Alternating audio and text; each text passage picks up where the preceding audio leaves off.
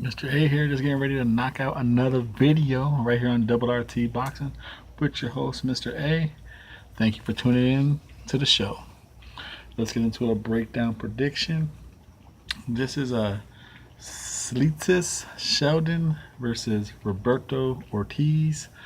This is the undercard opening bout. What is the opening bout on the undercard for the Daniel Jacobs versus Luis fight? I forgot to do his name. Gerald Miller walked. I believe this is going to be the opening fight. It looks like it might start to rain out here. It's like 2 in the morning.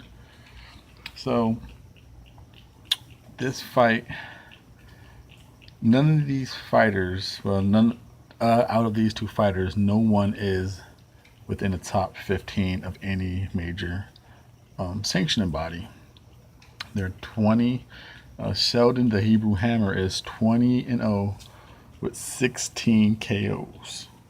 Roberto's 35-1 with 2 draws with 26 KOs. His one loss, he was knocked out. Like I said, those are tremendous records. Like I said, they're not ranked in the top 15 of no sanctioning body, so I'll let you know kind of who they were doing it to. Now, both 31 years old, right in their boxing prime. Orthodox fighters. Now, Roberto, his fame was for 2 years. I think from like 2012 to 2012 or 2014 or 2013 to 2015, somewhere there for that 2 year gap, he held down the WBC Silver Lightweight Championship. He held it down for 6 fights, and on his 7th title defense, some guy came along named Lucas Matisse came and knocked him out, whoever that is, you know.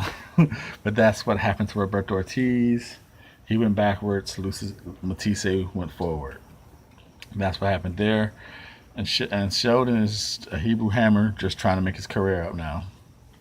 Now, this should be a home fight for the Hebrew Hammers in New York. Now the breakdown and prediction is feet and legs. That's how we do it here on Double RT Boxing. I'm trying to get close so I don't get wet out here. I think around right here I start to get wet. So let me step on in here. Ooh, I gotta bring some inside game. Inside game. I gotta hit you guys low. Feet and prediction.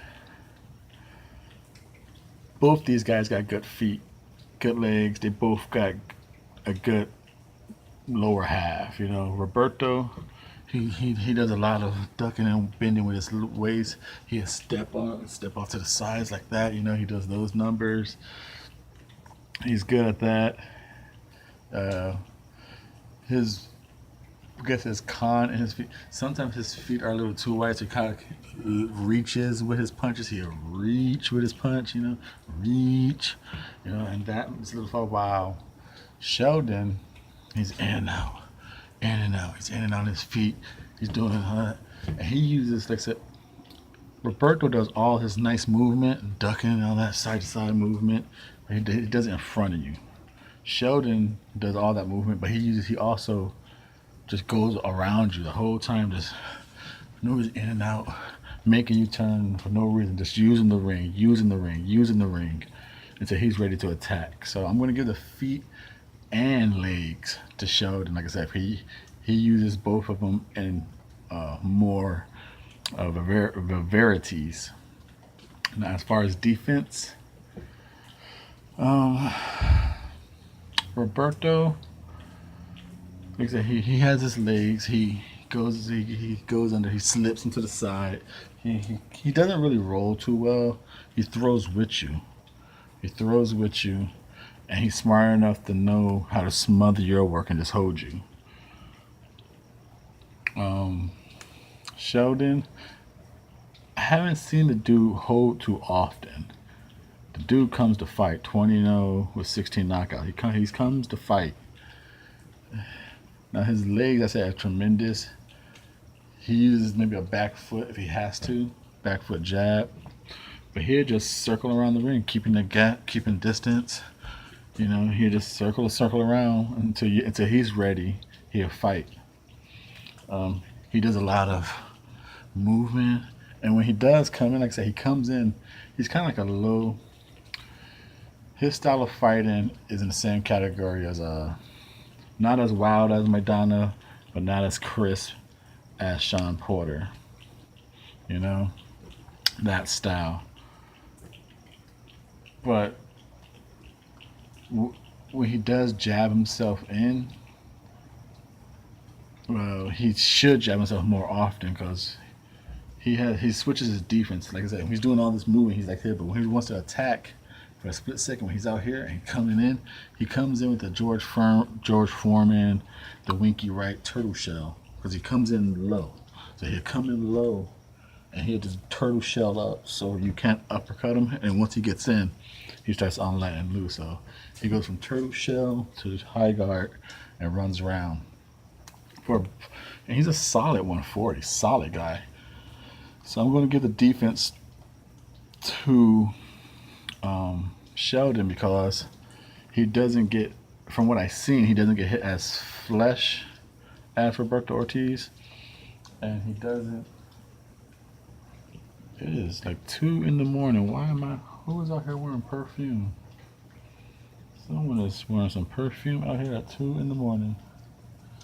You know, he doesn't get hit as flesh as Roberto Ortiz, and he resets his opponent's feet and keeps them off guard, keeps them off balance more than Roberto Ortiz. Now, in the arm category, punching, jab for jab, hooks, and all that. Who has it? I'm going with jab for jab. I'm going to go with. I think Roberto has a better jab. It's more of a weapon jab. Wow. Well, Sheldon's more of a setup. I'm blinding you. I'm gonna blind you. Then I'm gonna come in. You know, because he's more of a brawler hooker. And he has a lot of movement. But he's Sean Porter. He's Sean Porter. If Sean Porter used a jab, he'd be so much better. But we all know Sean Porter's kind of a brawler hooker. You know, body work's good. That's what Sheldon is. Good body work, good hooks, good movement, good stamina. But he just doesn't use the jab as much as if you want to get to the next level, you use that jab. That's why we see Sean Porter slowly improving his jab. He figured that out. And Sheldon's going to figure it out eventually. But right now he's in that lower tier where Sean Porter was.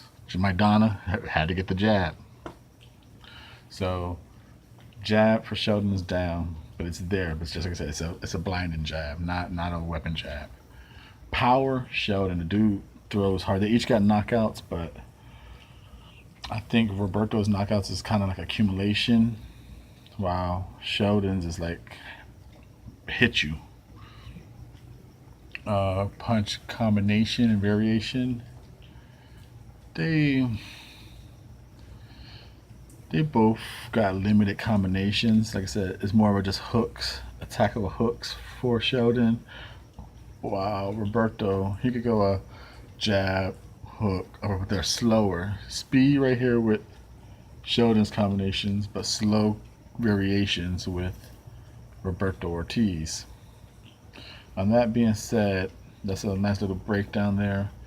I believe the house prediction will be with the hometown boy, Cletus Sledin, the Hebrew Hammer in New York.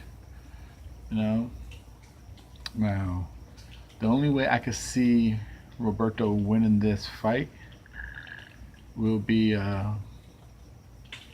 hooking with a hooker. You know, even though he's not the hooker, but he could still catch Sheldon hook with a hooker, or he'll back foot box him into a decision. Because with that jab and the way Sheldon just kind of rushes in, I think he can back foot box him. But does Roberto constantly have the leg power and stamina? Because he will get body shot. But does he have enough energy in the tank to survive 12 rounds of body shots and leg movement? That's a lot of energy. So I don't know if Roberto Ortiz is going to be able to do that. So that's why right here on Double RT Boxing with your host, Mr.A, getting wet right here in the rain. You know, I could go inside, but I don't know. I like making my videos outside. We are going with the prediction of a knockout. I say a ninth round knockout. There's gonna be too much to handle, too much movement. Uh, the pressure is gonna be applied by Sheldon. There's gonna be too much movement for Roberto Ortiz to evade it. Too much punching to try and keep him off him. That's gonna be energy usage, and then the third energy usage is gonna actually be getting hit, taking blows, causing you a third energy usage. It's gonna be just too much energy loss, and eventually he's gonna break him down and knock him out in the ninth round. This is Mr. A saying, snap, whoa, snapping thumbs hard, knocking the camera, everything down. Snap a thumbs. Give me a thumbs up. Thank you for your support. Thank you for your time. Mr. A's out.